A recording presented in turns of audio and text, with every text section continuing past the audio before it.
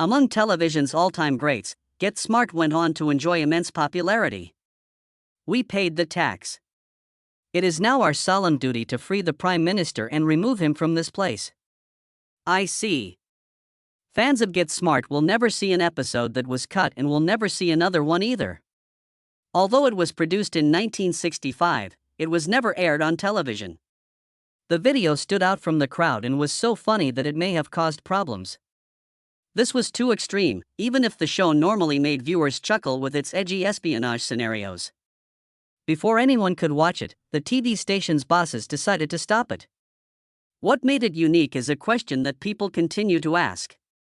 This obscure and long-forgotten section of Get Smart deserves our attention. Apologies, I meant the rabbit slippers.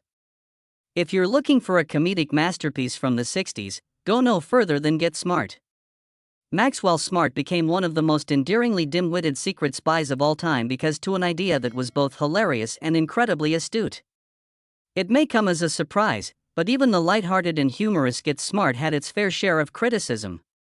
This is not a major or career-ending issue, mind you. No. Our current topic is so unimportant that it sounds made up. An episode, or more precisely, a scene was removed because it was excessive. You could roll your eyes and ask what the fuss was about when you find out what it was. It transpired as follows. Max enters control headquarters with a goofy pair of bunny slippers in a brief scene from an episode of the second season of the program. Yes. Baby bunny slippers. There it was. As he walks in, everyone surrounding him looks at him with a mixture of seriousness and laughter. It was a Maxwell Smart joke, as always. Complete gravity in the most ludicrous circumstance. What made it so lovely was that the slippers were never mentioned or explained. It was an amusing visual spectacle. The scene was filmed and was even included in the episode's original version. Someone on the network evidently thought it was too ridiculous right before it was supposed to air, so they cut the sequence. Yes, I understand.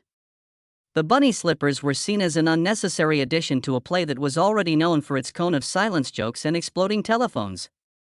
Let us pause for a moment to give that some serious consideration. The show's previous villains, the Craw and an invisible dog, couldn't handle bunny slippers. Max would use a shoe phone to deliver memorable lines like "Would you believe?" while covert spies concealed in vending machines on the same show.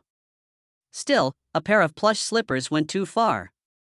It becomes somewhat absurd from this point on. Nothing was ever spoken to the fans. Absent statement. There is no on-set commentary on the DVD. Completely non-existent. It was as if the scene had been erased from memory. But die-hard admirers? I see. They took note. For a long time, whispers circulated. It was first seen in promotional stills, which many recalled. Some people went so far as to claim they saw the shoes in some sort of early clip from the show or a practice. The bunny shoes that were too cute for TV became an absurd urban legend. Even if you can't call it a scandal, it did create some minor arguments among supporters.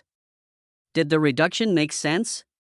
Was the rhythm of the comedy broken by the scene? Or was the network being overly serious about something that wasn't even funny? Max Smart was perpetually foolish, but never stupid, according to some who thought the joke shattered the show's universe. For some, the thought of him entering the building while clad in bunny slippers encapsulated the show's and characters' utterly ridiculous nature. Saying the moment would have altered television's trajectory is, to be honest, a leap. Even still, it stands for something both annoying and humorous about the censoring of television during that era. It was the 1960s, when comedic television shows were still figuring out how much was too much and what was considered acceptable. Consequently, the slippers were omitted, and viewers were deprived of a potentially groundbreaking sight gag from the show's history. Even seemingly little choices in entertainment can elicit strong emotions, as seen in the now famous bunny slipper cut from Get Smart. Although it was meant to be a passing jest, a fleeting moment that went unnoticed, it became a small representation of the limitations placed on creativity. There was no danger. The situation was absolutely humorous. Somebody still declined, though. Perhaps that's the reason why loyal followers find it so annoying. Not because the joke was the showstopper or the episode killer, but because the whole point of Get Smart was the ridiculous and the unexpected.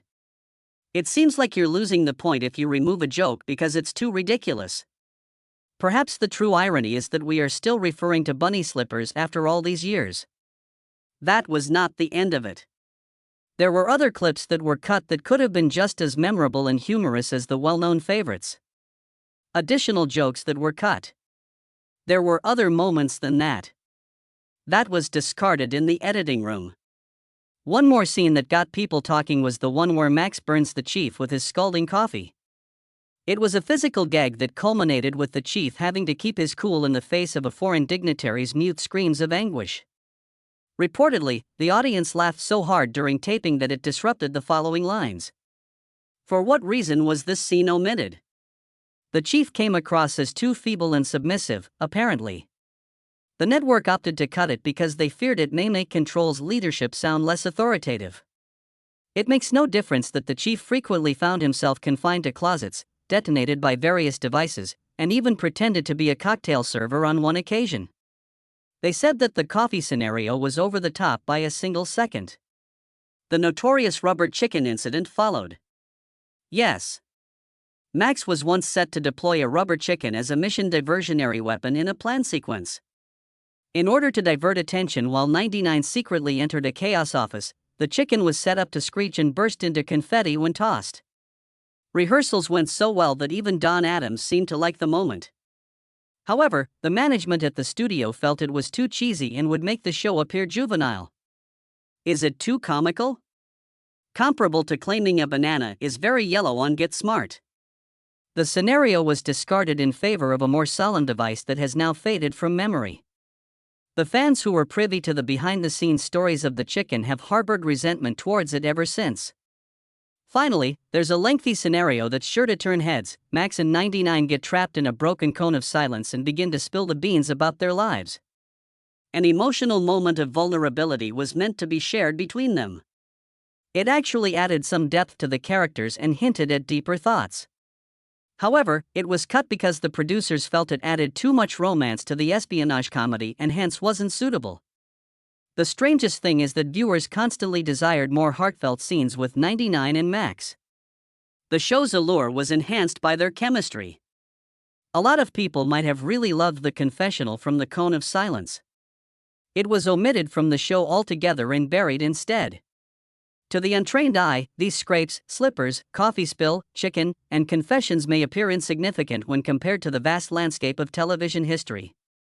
These squandered opportunities were significant on Get Smart, a show where the delicate balance between silliness and intelligence was paramount. They demonstrated that even a hilariously absurd comedy was subject to image and tone policing. To suggest that most comedy shows and sitcoms are still structured and not entirely impromptu would be an understatement. The mysterious missing episodes and bits from the show are still an intriguing part of television history. It serves as a reminder that even the funniest shows have limitations, even though it was never televised. What the heck? Hopefully, it will be released sometime. Up until then, it remains a confidential file and Get Smart. Laugh it up and get smarter. The 1965 debut of the American comedy series Get Smart occurred during the golden age of television, and the show immediately became famous as a groundbreaking example of its genre. In response to the meteoric rise of spy fiction following the James Bond film series, Mel Brooks and Buck Henry created the show as a satirical takedown.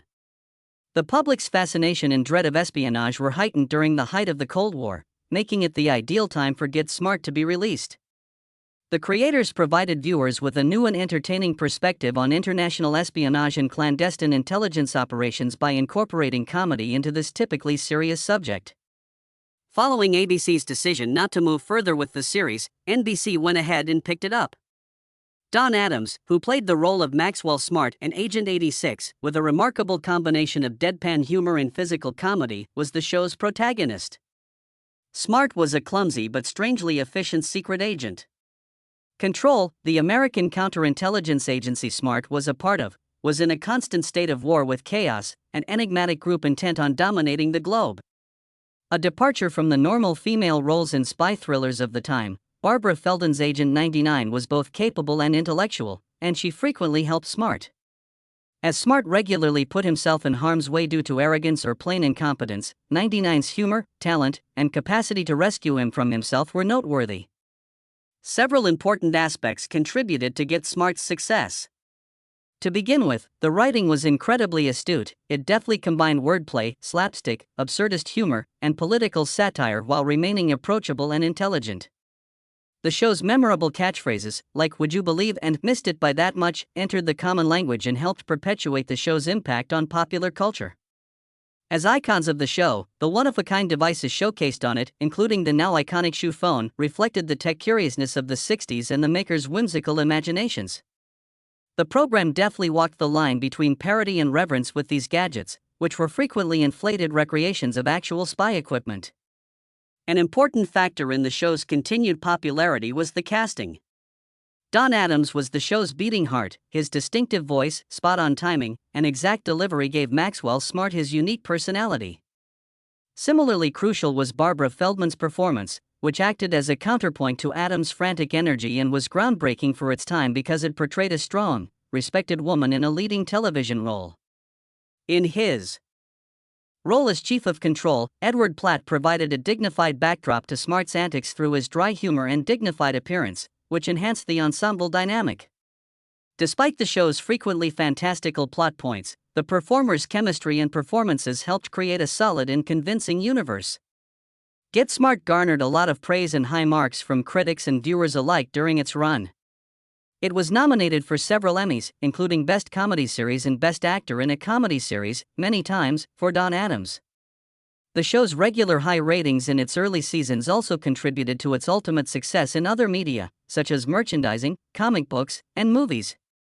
It helped establish the spy spoof as its own distinct type of humor with its combination of witty scripting, visual jokes, and memorable characters, which in turn impacted numerous following comedy series. Nevertheless, similar to several long-running television programs, Get Smart ultimately encountered obstacles that resulted in its demise and termination. Between 1965 and 1970, the show aired for a total of 5 seasons. The first 4 seasons aired on NBC, while CBS carried the last one. Episodes in latter seasons lacked the innovation and audience involvement of those in earlier seasons, which had high creative standards. The rise of newer shows and a shift in viewer preference toward more socially sensitive content over comedic escapes were both contributing factors. On top of that, some fans started to feel like the program was following a formula, and it seemed like even the brilliant writers and actors were struggling to come up with new ideas inside the set parameters. When the show tried to reinvent its primary characters and plots to keep viewers interested, it was another watershed moment. In an attempt to shake things up and breathe fresh life into the show, Agents 86 and 99 got hitched, and later episodes introduced their twin children. However, these changes were seen by many viewers and reviewers as a change from the show's initial tone and purpose. Changes in production and financial restrictions brought about by CBS's choice to produce the last season had an impact on the show's overall consistency and quality. In spite of all these obstacles, Get Smart's impact is still felt today. There were a number of reboots for the series, the most recent being a 2008 big-screen adaptation starring Steve Carell and Anne Hathaway and a 1995 sequel series that didn't last long. Because it pioneered the formula for combining satire and action with a robust comic sensibility, Get Smart continues to have an impact on modern comedies and espionage parodies. Other television shows that used genre blending and self-aware humor were also influenced by it. Despite its high critical acclaim and several Emmys, Get Smart was not without its detractors, some of whom have only grown louder with the passage of time. We can explore a few of them. Exploring farther. The new and scathing spoof of the espionage genre, especially James Bond-type cliches, got everyone talking when Get Smart came out. The show, which Mel Brooks and Buck Henry co-created, became an American television comedy mainstay thanks to Don Adams' performance as the clumsy secret agent Maxwell Smart. The show's dependence on formulaic humor and repetitive gags was a prevalent complaint even during its first run. The catchphrases were the humorous backbone of Get Smart. "Are you kidding me?" Silly jokes and expected miscommunications. The comedic timing was great at first, but critics and fans alike eventually grew tired of it. The following seasons lacked the initial zing of the spoof and felt like rehashed jokes. Its brilliant spy satire, which had been its forte before, frequently gave way to strained or lazy stupidity. That is to say, there were instances when the show failed to innovate and instead rode the wave of its previous popularity. Also, the plot and character development of Get Smart were inconsistent. It was always the intention for Maxwell Smart to be satirical. Someone whose stumbling into success was a well-intentioned spy. Unfortunately, this artificial lack of depth and development irritated some viewers. Barbara Feldon's astute and graceful performance as Agent 999 made her look more capable than Max on several occasions. Still, she didn't get nearly as much screen time or comic relief as the other characters.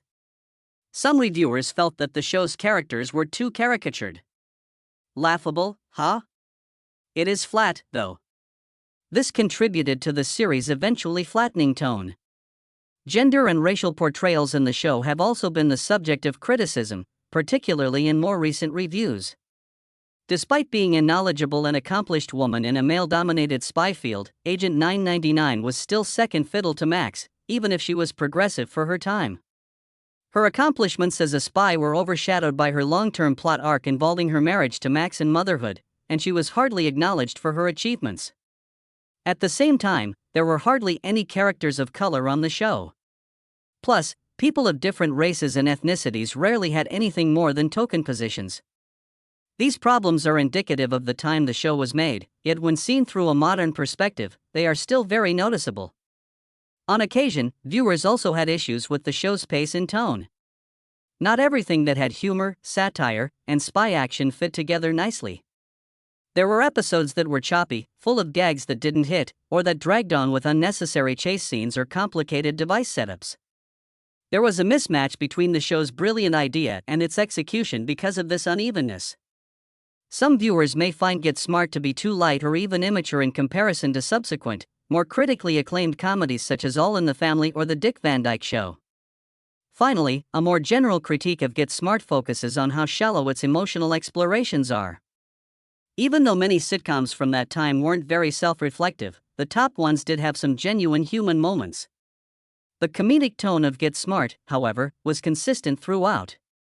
This fell flat for some viewers emotionally. Why should you put up with a character's clumsy reactions to peril for so long when they never grow or learn? At moments, it felt like a cartoon due to the low stakes, fun, but not particularly meaningful. No one can dispute that Get Smart had an impact on the comedic and espionage parody subgenres, and that it is still considered a classic for its period. Of course, it had its flaws, just like any other work of popular culture. Some people thought it relied too much on formula, had too few character arcs, failed to adequately address cultural biases, and had episodes of poor execution. While these issues don't destroy the program, they do make it harder to enjoy for the nostalgic reasons people have for watching it. Whether you're seeing it again or are just now learning about it, these critiques put Get Smart in context, showing how the cast and regular guests were both strengths and weaknesses of the show. We can discuss their personas, the parts they performed, and their subsequent careers once the limelight faded. Historical and contemporary casts. It was a hit with viewers thanks to its memorable characters, funny plot points, and sharp writing. However, the ensemble was the show's true shining light. Their charisma and comic timing brought the worlds of order and anarchy to life. The actor Don Adams, who portrayed Maxwell Smart, or Agent 86, was in the thick of things. Even though Smart was a clumsy secret agent who managed to get the job done, typically by mistake, his deadpan delivery and humorous catchphrases made him the show's beating heart. Don Adams was remembered for his flawless performance in the part. For that, he was really nominated for 3 Emmys. His portrayal of the role continued in a couple more films following Get Smart, and he also provided the voice for Inspector Gadget, another legendary bumbling detective. Even though Don died away in 2005, this performance ensures that he will always be remembered as a television legend. Barbara Feldon, who played Maxwell Smart's colleague and future wife, Agent 99, is another actor to consider. Smart, beautiful, and capable, she rescued Max from his own blunders on multiple occasions. Being one of the few powerful and competent female protagonists on television in the 1960s was what really set her apart. She added intelligence and sophistication to the show without sacrificing her wit. After appearing in a number of films and TV shows, Barbara kept acting, but she finally moved out of the limelight. As she became older, she devoted more time to literature and other creative pursuits. Fans of the show still think highly of her, and her book, Living Alone and Loving It, is a bestseller. Edward Platt performed the part of the chief, head of control, who has endured much hardship. As Max wreaked havoc all around him, he was always attempting to maintain order. In sharp contrast to Max and the others' goofiness, he spoke with an authoritative tone and carried himself with an air of seriousness. Edward Platt maintained the chief's dignity while enduring the most absurd of circumstances. Before Get Smart, he had a respectable acting career, but this part made him famous. A few short years after the first show concluded, in 1974, he tragically went away. Siegfried, played by Bernie Koppel, was a comically villainous chaos agent known for his strong accent and propensity to sabotage his own schemes. Among the most beloved TV comedy villains, Siegfried rose to prominence. Bernie was so enthralled by the part that he came back for the reunion films. His TV career continued after Get Smart ended, with his breakout role as Dr. Bricker on The Love Boat.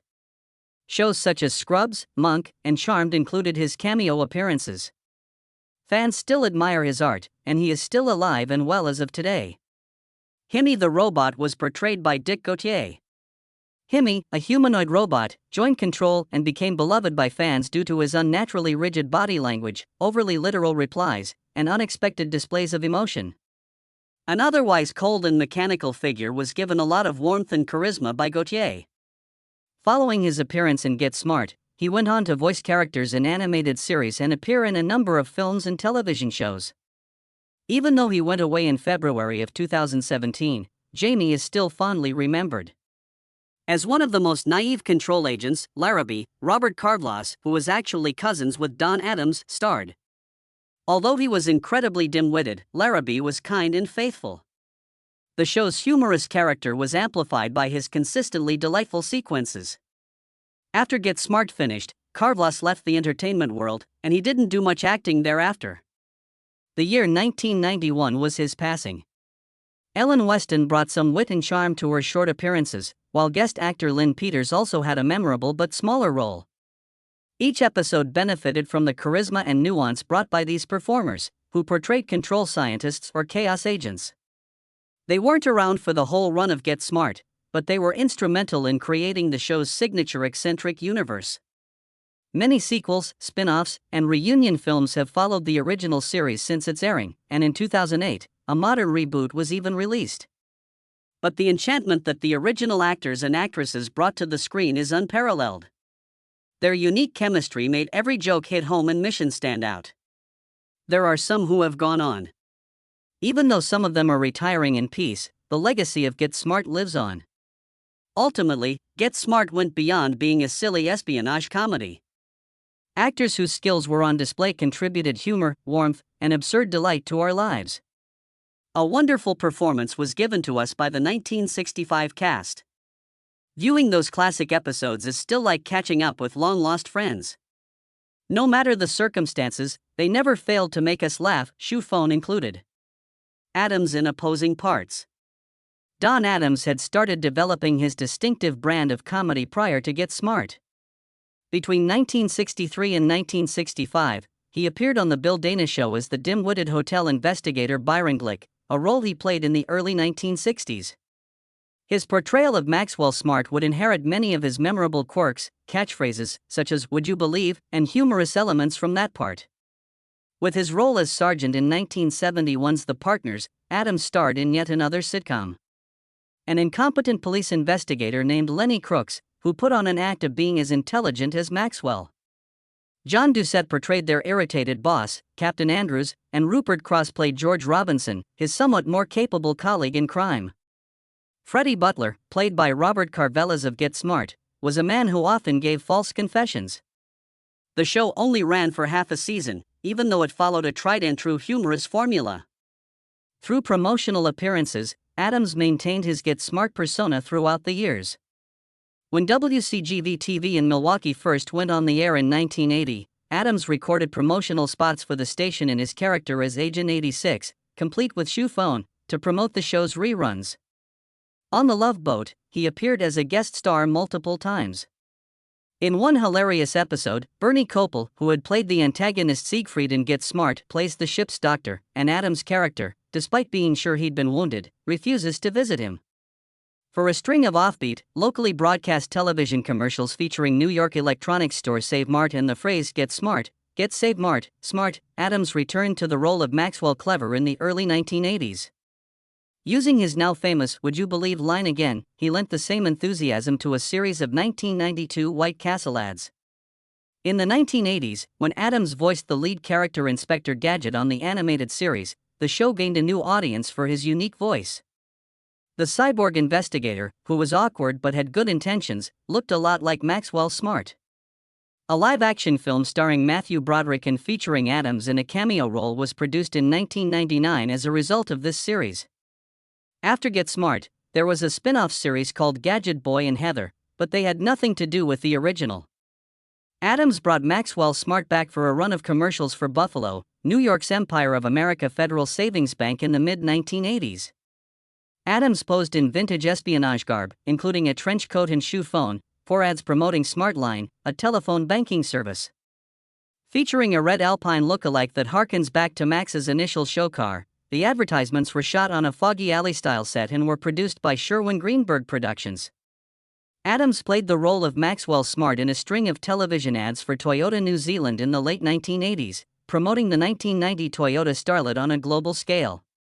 The production team in New Zealand transported the car to the United States to film the commercials because he has a severe fear of flying. Commercials for a long-distance dial-around service featured him in Canada in the late 90s. Adams appeared in Back to the Beach, 1987, as a harbor master who made use of multiple Maxwell Smart expressions. One scene even had Frankie Avalon's character momentarily imitate Siegfried's voice. In an advertisement for Kmart from 1989, the Maxwell Smart character made an appearance. Adams, using his shoe phone, told the chief about the devices available at the store. In a clear reference to a famous running joke from Get Smart, Smart said, "Don't tell me you're a double agent," when an exact replica of himself showed up. Along with Barbara Billingsley from Leave It to Beaver, Buddy Ebsen from the Beverly Hillbillies, Bob Denver from Gilligan's Island, and Al Lewis from the Munsters, Adams was a part of nostalgic McDonald's commercials that included actors from cherished TV shows. In a subsequent role, he portrayed a grocery store manager in the Canadian comedy series Check It Out. Adams was able to playfully return to the comedic approach that had made him famous by repurposing several of his catchphrases for the retail context, such as "I told you not to tell me that" and the old insert sentence trick.